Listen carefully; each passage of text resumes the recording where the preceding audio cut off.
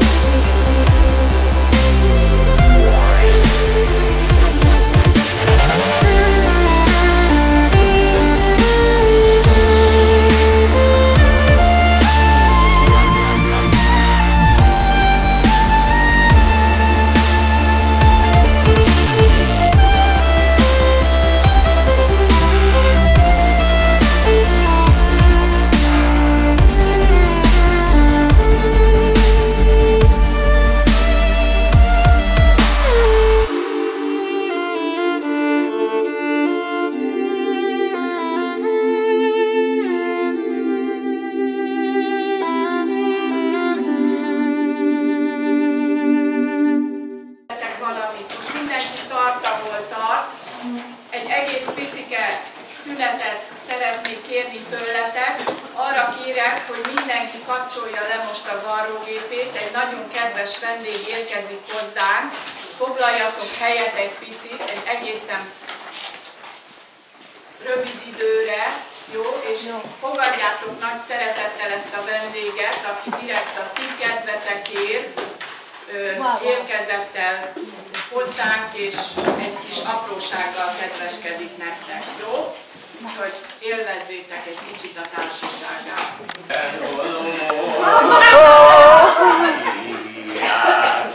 Az egész világ kígyót békát rám kiált. Mondja meg hát ez a világ szemembe, hogy kinek mit vétettem én életembe. Mondja meg hát ez a világ szemembe, hogy kivel mit vétettem én életembe.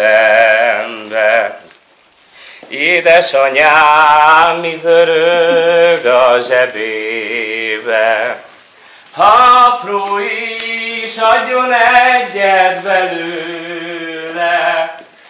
Veszek vélet, csináltatok már bánykőből koporsót, a négy sarkára ráverettem a jajszót.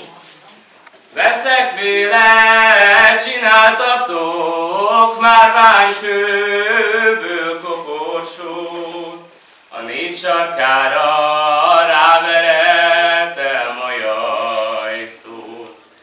Édesanyám kiáll a kapujába, sirat engem fekete gyászruhába. Édesanyám, ne sirasson engemet, másnak adtam cserébe a szívemet. Édesanyám, ne sirasson engemet, másnak adtam cserébe a szívemet.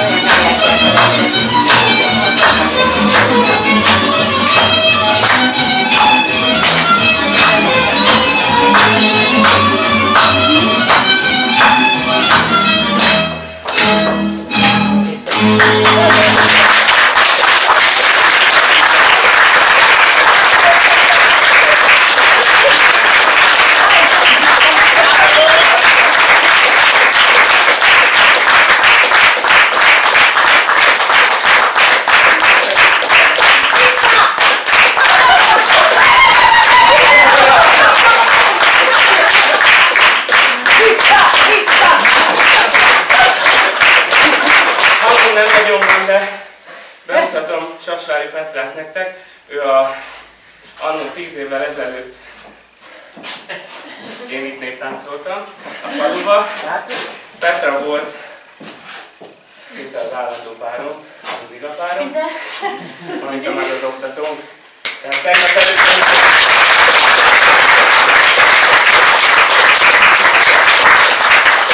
tegnap előtt, amikor hazajöttünk szerdán, lehívtam őket, hogy akkor kellene valamit, ők azt hitték, hogy egy kész valamivel érkezem, és hogy én tanítom őket, ez zenét volt, én egy zenét hoztam, meg a ruhákat, és mondtam Marikának, hogy akkor valamit össze kéne rakni. Kicsit utált érte. Ez lett belőle, fogadjátok szépen.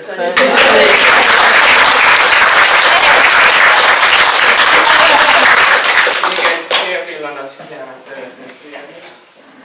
Vissza. Az egész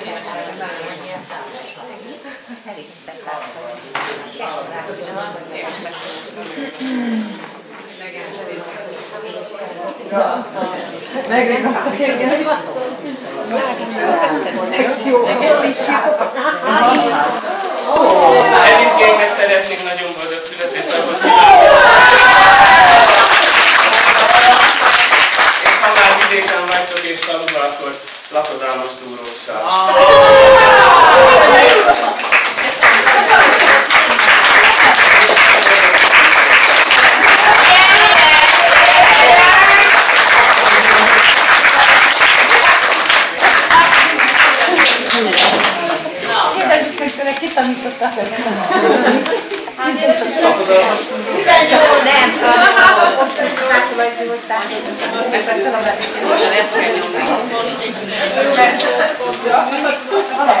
És ha már ilyen csöndölek, hogy bemutatom még két kedves nagymamámat, akik elsősorban közülük az egyik az, akitől én tanultam varni. Meg a varrás szeretet. Akkor megtapsoljuk.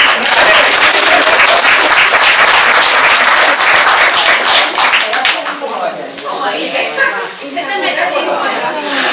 Van még előle. Van még!